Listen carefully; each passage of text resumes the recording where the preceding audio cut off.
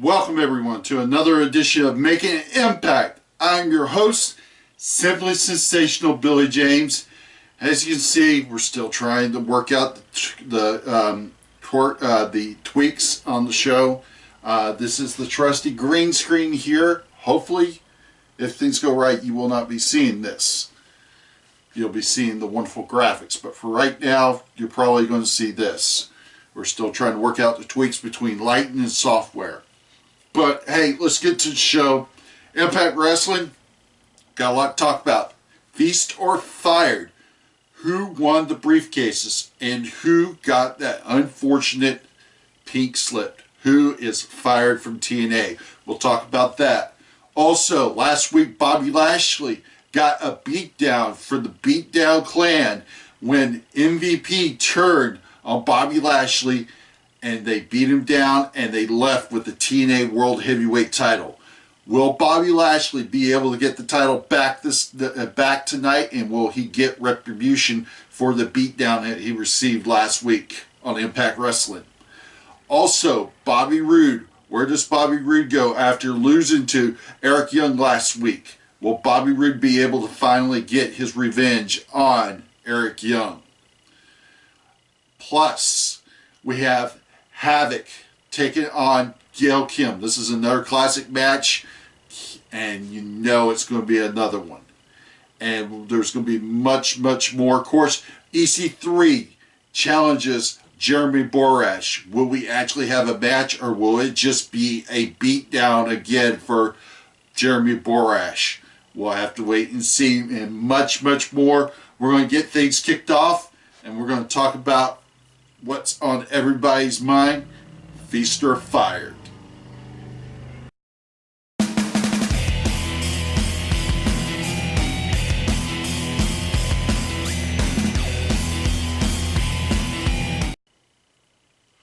Okay, we had the Feast or Fired match. 4 briefcases hanging in the ring, 1 on each corner. Well, on 4 corners of the 6 sides of the ring, that is. 1 case contains a title shot for the TNA World Heavyweight Championship. The second, a title shot for the X Division Championship.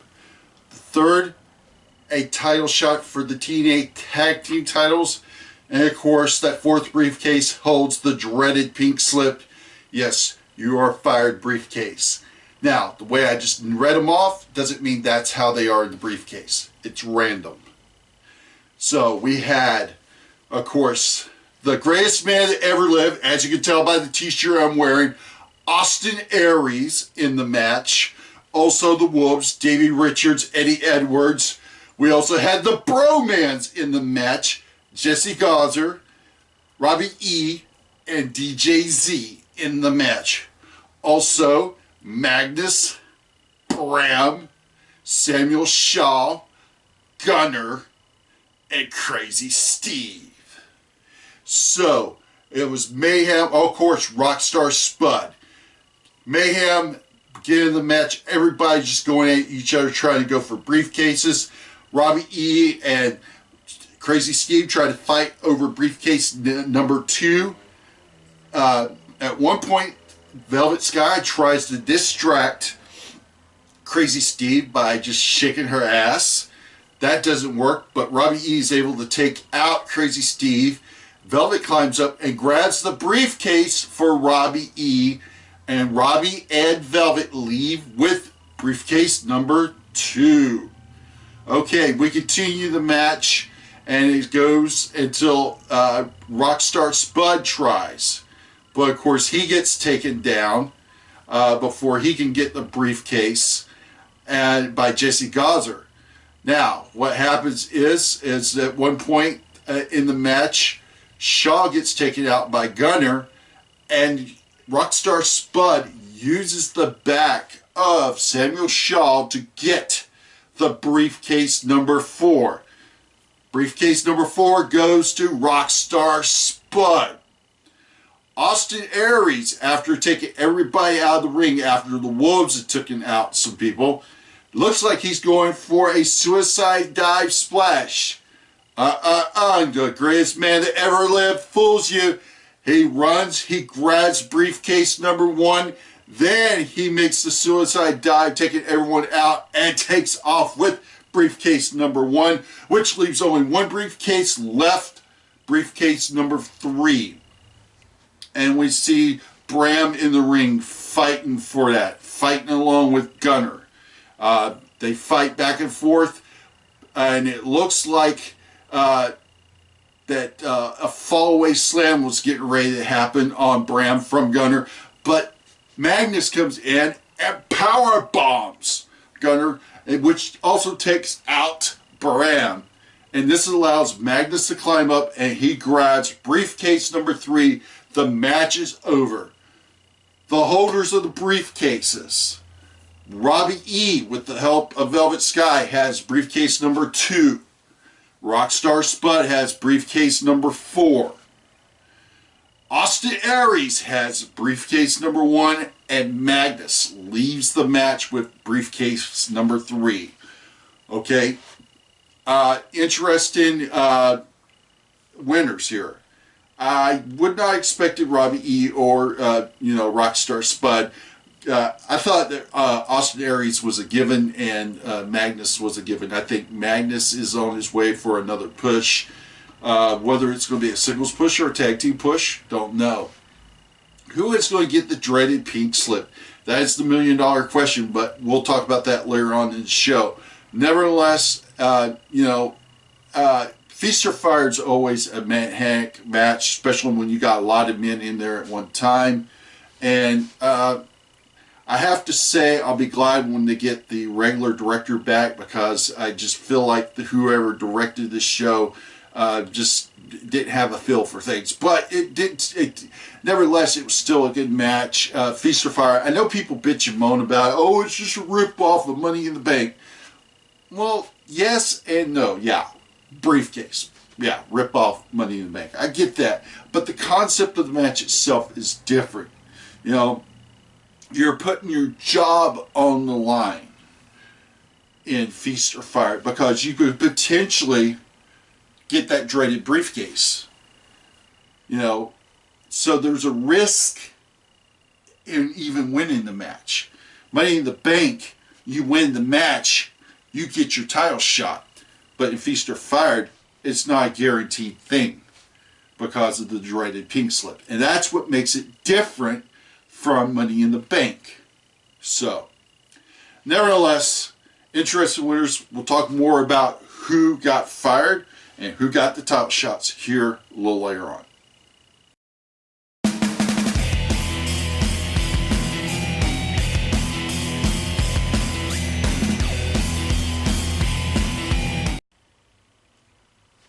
All right, Bobby Lashley came down to the ring and demanded that he wants his world title back, his TNA title, and demands that MVP bring it to him.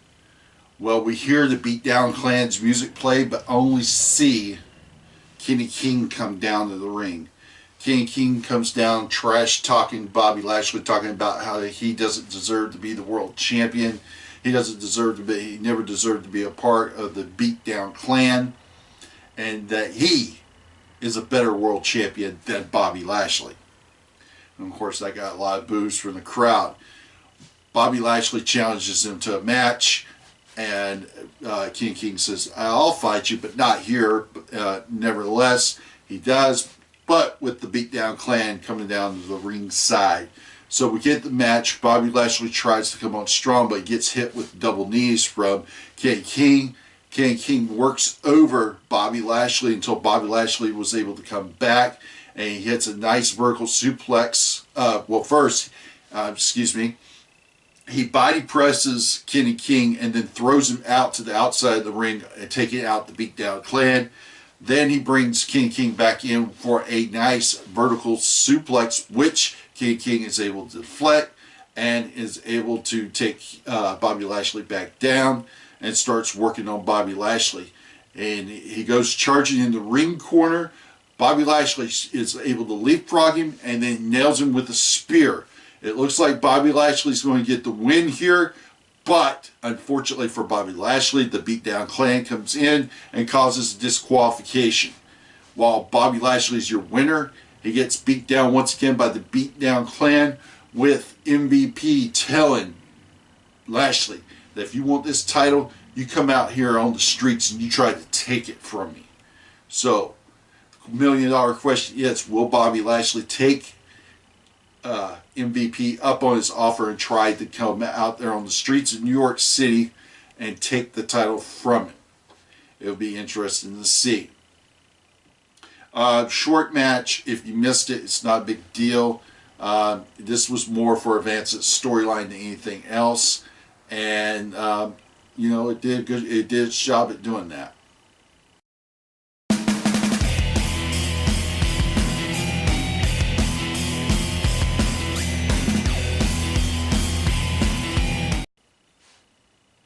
Okay, we had Havok versus Gail Kim. This was a rematch, and we know what these two ladies can do, and they did not leave us disappointed. Havok come down the ring as intimidating as she could look, and Gail came down to a big pop, hitting hands with the fans as she was coming down. Havok tries charging her, but Gail is prepared. Gail takes her out, ramming her into the guardrails while high-fiving the fans at ringside. She goes to the apron and comes off with a cross body slam, body splash, and taking Havok out down on the ring floor. She brings her back in to the ring, and we have the match started. Gail has a little offense, but when she goes for the cross body splash in the ring corner, Havok catches her and brings her down with a devastating knee to the gut.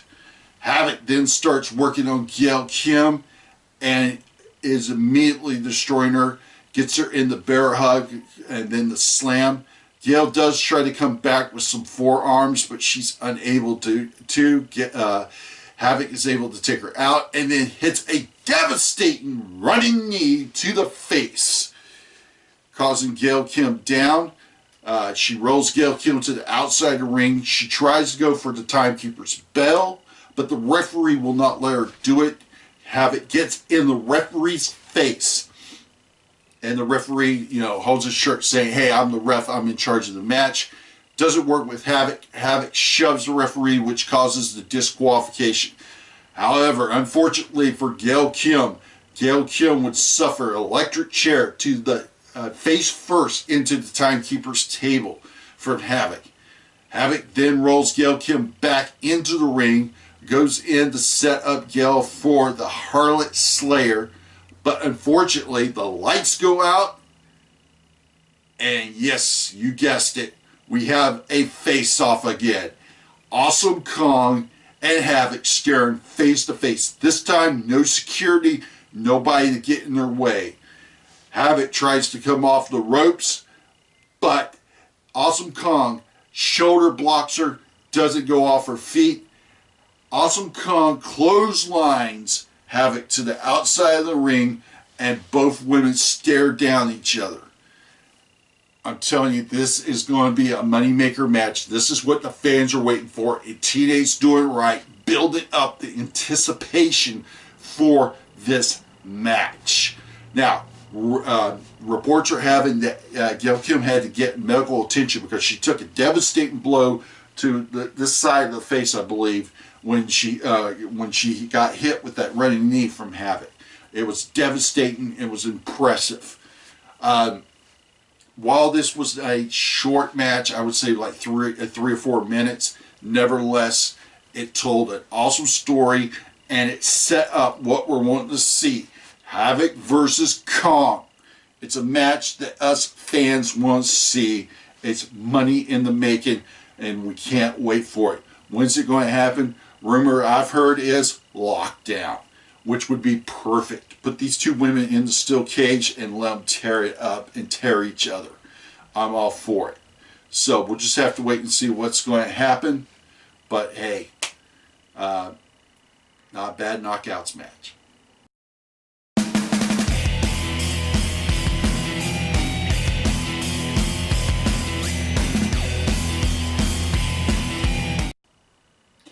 Okay, we had our third match of the night where we got to see the newest member of the Revolution, who is now being called Cory I.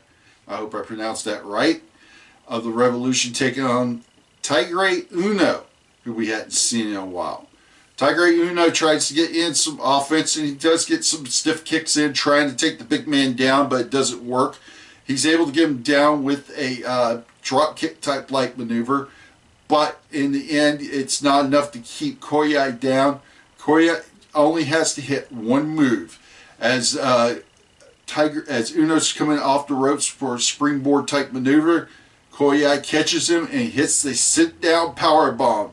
As some of us fans knows it, it's a move that D'Lo Brown used during his in his career, the Sky High. Devastating move, especially by Cory I hitting it. And 1, 2, 3, it's over. Very short match. This was a squash match, but it was just set up to show how dominating Cory I can be. And I know he's the first signed India pro wrestler that TNA has signed. They've made a big deal about this. It's got him a lot of press in India.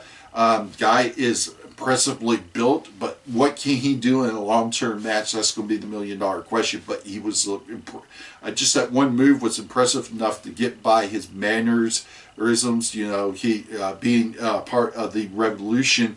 You know, James Storm. He's a follower, so it's going to be interesting to see what they're going to do with Cory I. I'm not even going to try to pronounce his actual name because I'm bad at pronouncing names, and I don't want to look like an idiot that I already do. No, I'm not an idiot. I'm just bad at pronouncing names. That's all. Not bad. After the match, James Storm cut a little promo on his opponent later tonight, Matt Hardy, talking about how Matt Hardy overcome his personal addictions and demons and such. But tonight, I'm a demon that you're not going to, that pills and booze are not going to be able to drown away, because I'm much worse than any of that, and I'm going to take you down. As you know, the Hardys last week won the #1 contendership match last week by defeating the Wolves to become the #1 contenders to the TNA World Tag Team titles, which are currently held by the Cowboy James Storm and Abyss. So we'll talk a little more about James Storm and Hardy here a little later on.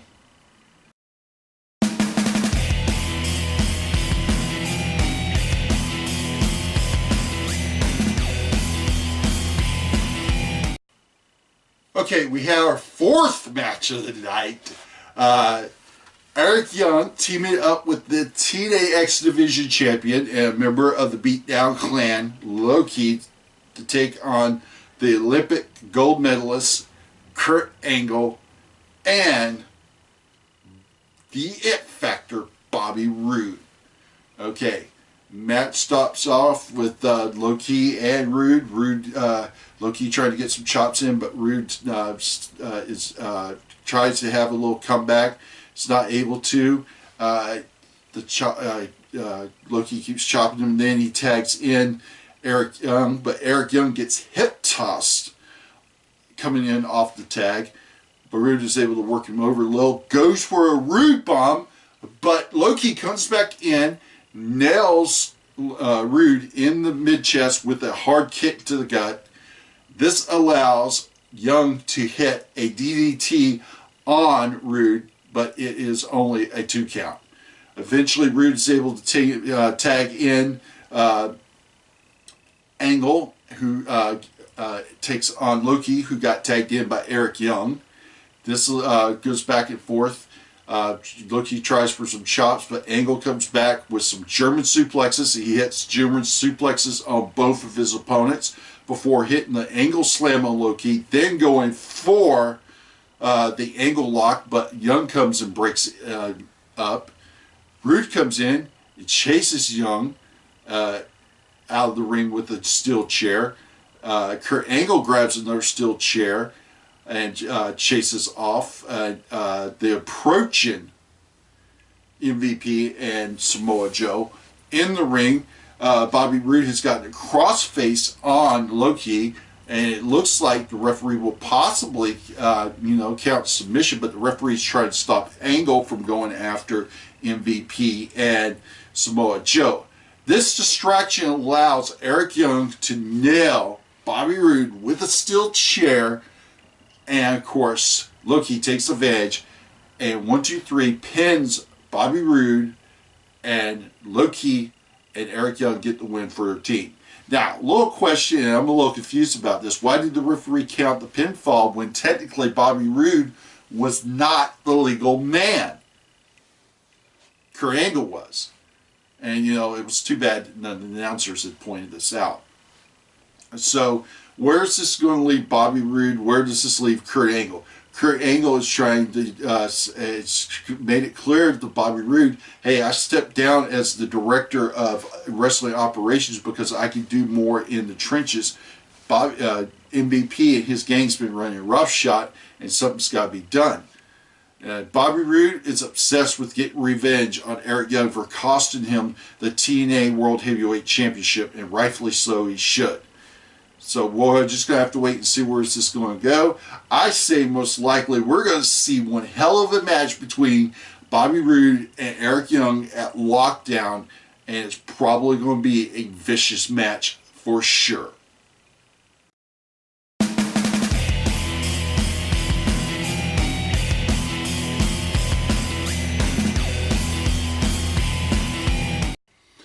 Okay, we had EC3 versus Jeremy Borash. Okay, let's get real. It wasn't a match, but still.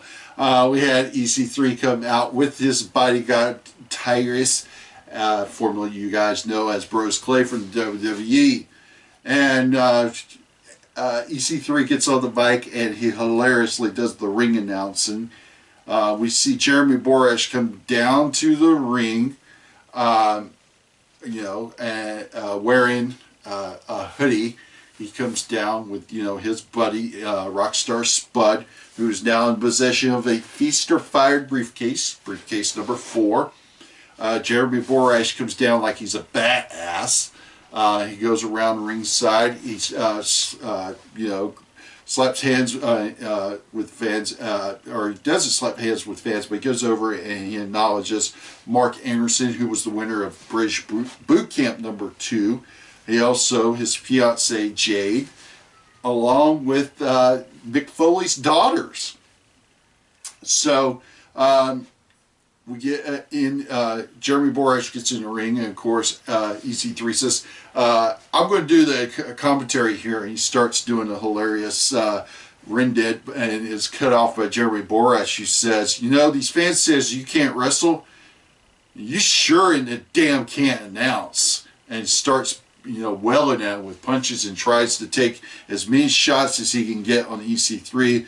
But of course, EC3 comes back and starts waylaying into Jeremy Borash and starts beating the shit out of Borash.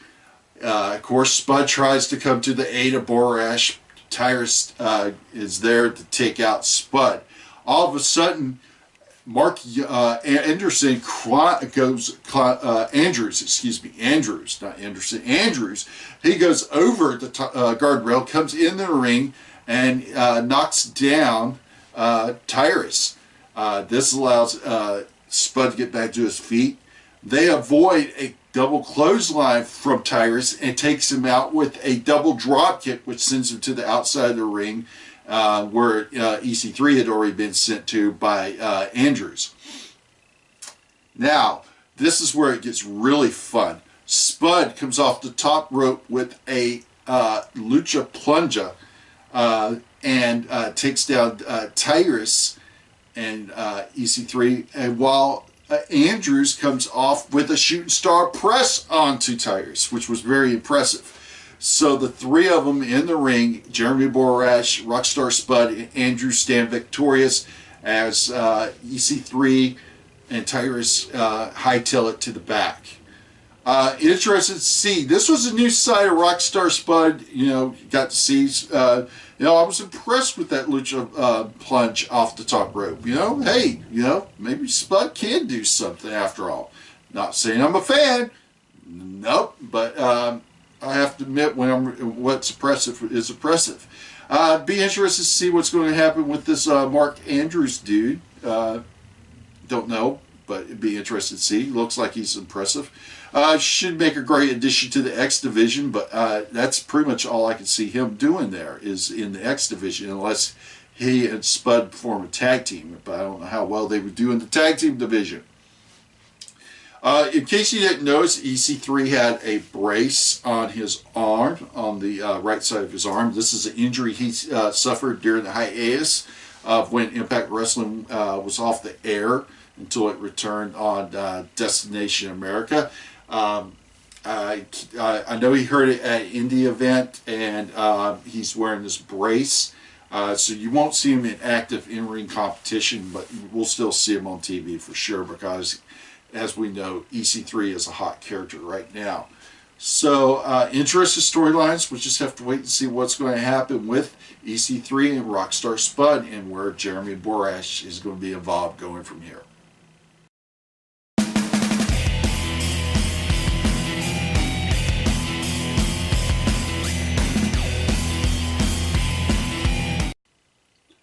Okay, we had our last match of the night, the Cowboy James Storm versus Matt Hardy.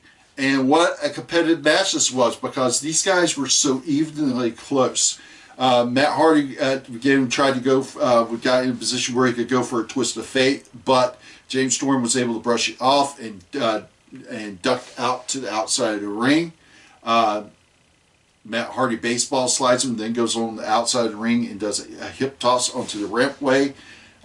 He brings Storm back into the ring, but Storm bails out again. Hardy follows him and nails Storm's face into the ring steps several times and gets back in the ring.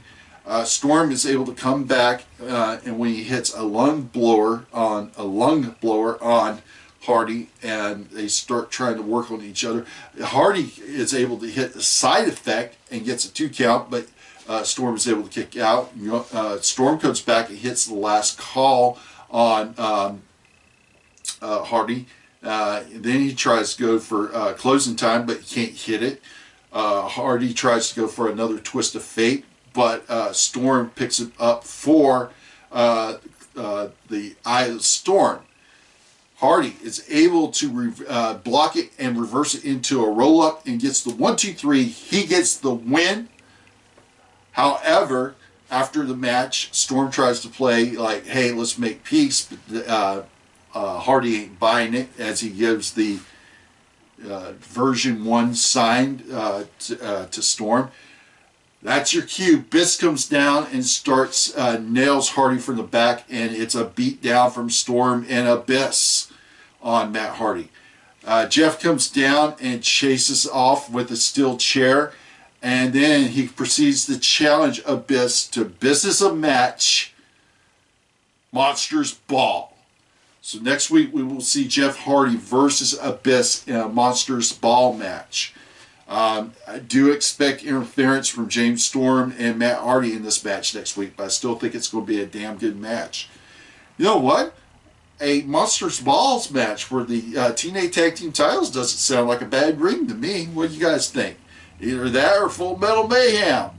I think Full Metal Mayhem would be into the advantage of the Hardys because that is the Hardys' specialty. Sorts. But let's just get real.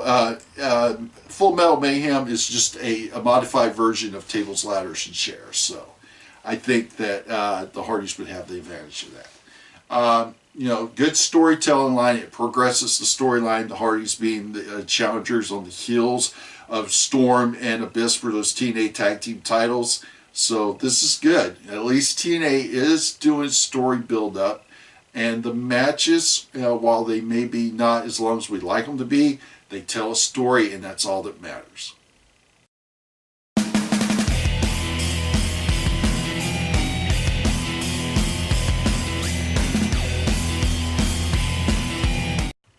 All right, it's time to find out who gets the title shots, what title shots, and who is getting the pink slip. It was the time for the Feast or Fired reveals. Christy Hemme hosted it. They filmed this in Nashville at the TNA offices earlier this week. So this was a pieced together segment, but it was nice that they kept it secret because, you know, try to avoid spoilers, but one of the spoilers I had read had indicated that a certain individual was being fired. Well, I'm glad that the spoilers are wrong, because that was not the case. So let's get right to it. Just a little recap. Austin Aries had briefcase number 1. Robbie E, who got it with the help of Velvet Sky, had briefcase number 2. Magnus had number 3. And Rockstar Spud had number 4.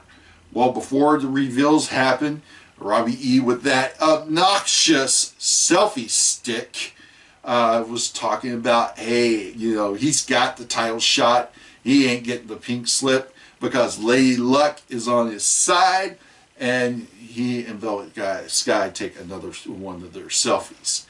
So,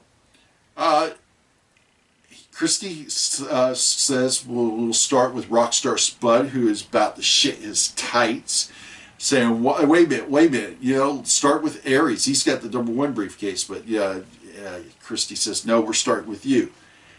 Rockstar Spud opens the briefcase, and to his amazement, Rockstar Spud has a guaranteed title shot for the TNA X Division Championship. So, briefcase number 4 is the TNA X Division title shot, which now belongs to Rockstar Spud. So we go to number 3 briefcase. Magnus, who's not sweating it, saying, hey, I've had 1 to 2 of those, and I really don't want the 3rd one. But he's not sweating it. He's all cool. He's calm. Opens his briefcase.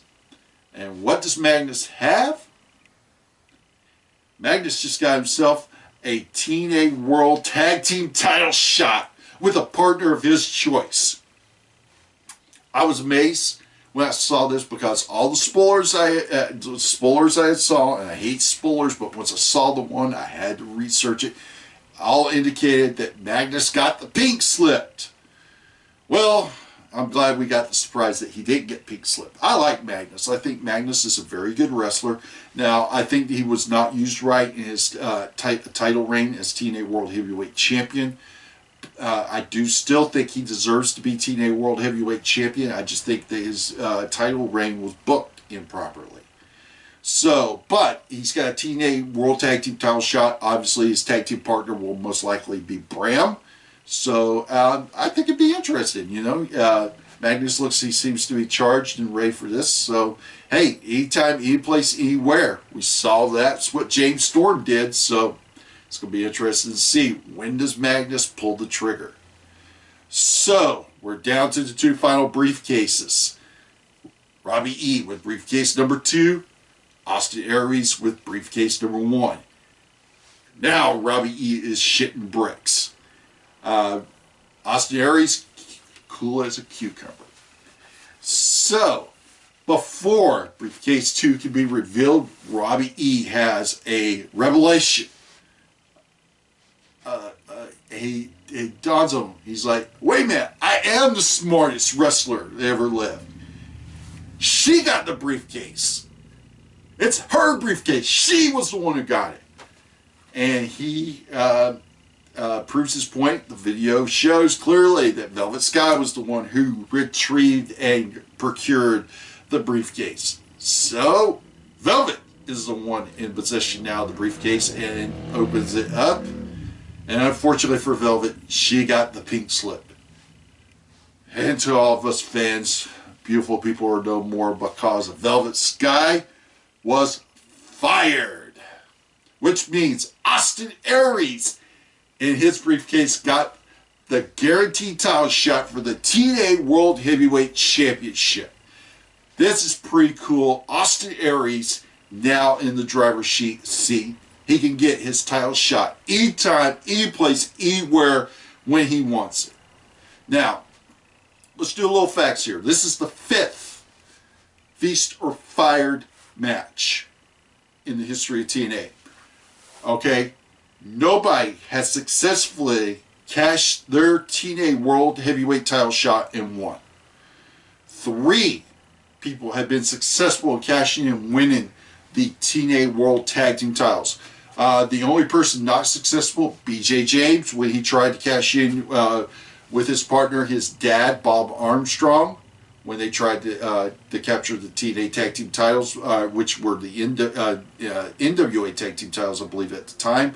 Nevertheless, that was stopped by Kip James, and that's the reason why they didn't win the titles.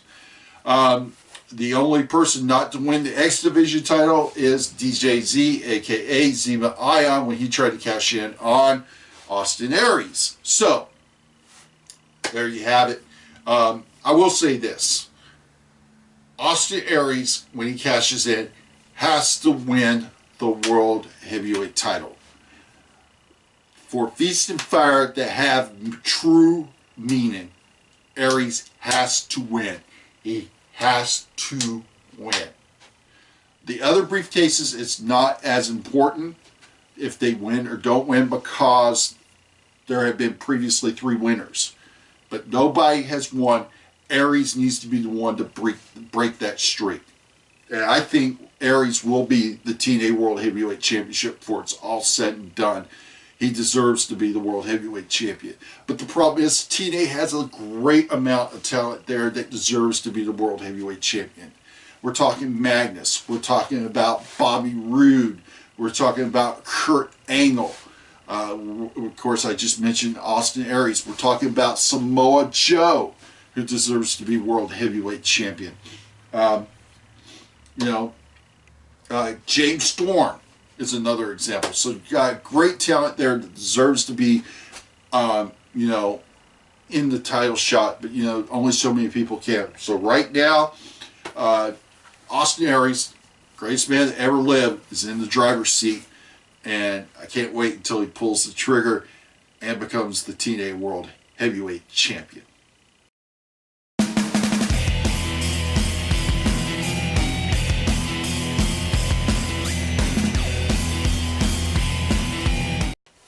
Okay, throughout the night, MVP has been challenging and egging Bobby Lashley to come out and fight him in the streets of New York on 34th Street, as MVP would say. So Lashley does finally come out and confronts him, and they go at it. Lashley gets a little offense in, but MVP starts taking him out, hits him with a trash can and some other objects, screaming at him that he made Lashley. The fight spills back into the inside of the building as Lashley throws MVP through the door. They're brawling some more. MVP gets thrown into the guardrail. I believe it was MVP. I was being distracted while I was watching the show. But Loki and Samoa Joe come in along with Eric Young. They jump Lashley, and they all start stomping and beating the crap out of him. They drag him back out to the outside streets until Kurt Angle and Bobby Roode come in for the save. Bobby Roode notices that MVP has left his bag with the TNA World Heavyweight title, and Bobby Roode holds the title as Lashley's getting back up, and they stare down at each other. So this is interesting to see. I've already called it, and I've said we're going to see Bobby Lashley defend that title eventually against MVP, and I've already called it. MVP is going to become your new TNA World Heavyweight Champion.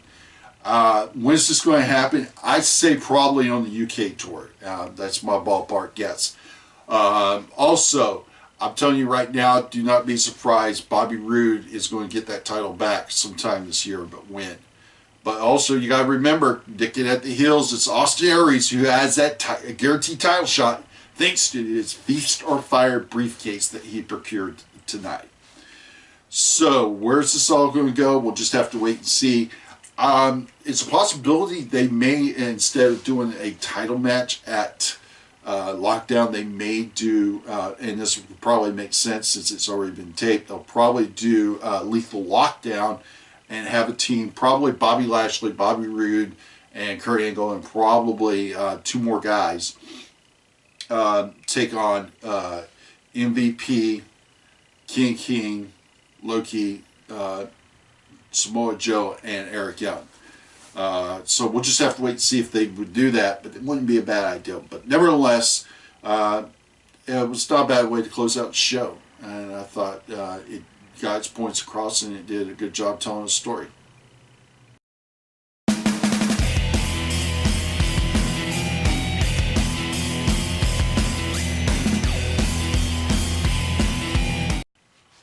Okay, what a night. We had Feast or Fired, which saw Rockstar Spud get the TNA X Division title shot. Magnus walks away with the tag team title shot. Aries has the guaranteed World Heavyweight title shot. And Velvet Sky is fired. Everything I read, don't fret guys out there and gals, Velvet's not actually fired. It's just a storyline, so don't fret or and go postal on the web. Speaking about Velvet Sky, TNA.com is having its sale of Velvet Sky merchandise is 50% off this weekend, and celebration of her being fired, I suppose.